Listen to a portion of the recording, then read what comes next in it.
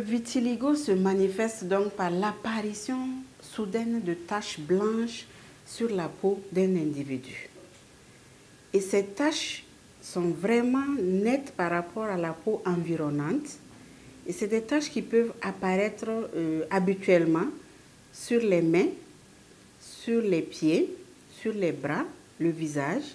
Mais il faut savoir que toutes les parties du corps peuvent être concernées par les taches de vitiligo.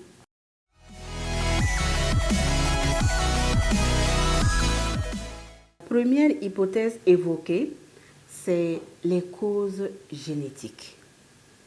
Et les causes génétiques voudraient que lorsqu'une personne a dans sa famille un individu atteint de vitiligo, cette personne a 30% de risque de développer la maladie.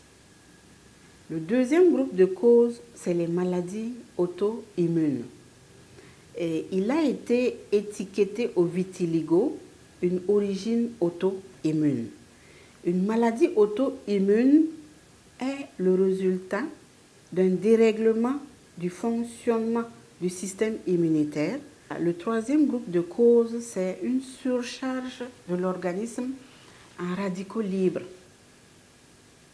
Les radicaux libres sont des déchets produits par l'organisme et qui, quand on parle de déchets, on doit parler d'évacuation.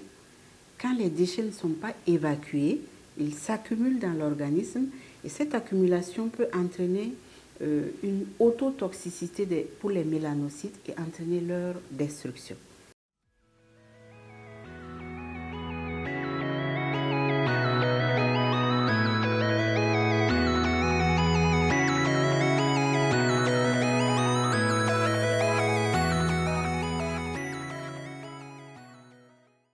Par rapport au traitement, nous disposons actuellement d'un ensemble de médicaments qui nous permettent de prendre en charge nos patients. Ça peut être des médicaments à administrer par voie orale, donc des comprimés que le patient devra avaler périodiquement selon des protocoles bien codifiés. Ça peut être aussi des crèmes à appliquer sur les taches de vitiligo. Que ce soit les médicaments à avaler ou les crèmes, il faut savoir que c'est des médicaments qui contiennent du cortisone, qui peuvent contenir des immunomodulateurs. Et l'utilisation de ces médicaments nous permet très souvent de stabiliser le vitiligo chez beaucoup de patients.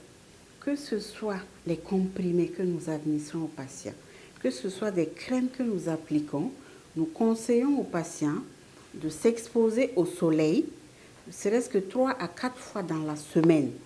Cette exposition permet de stimuler la prolifération des mélanocytes.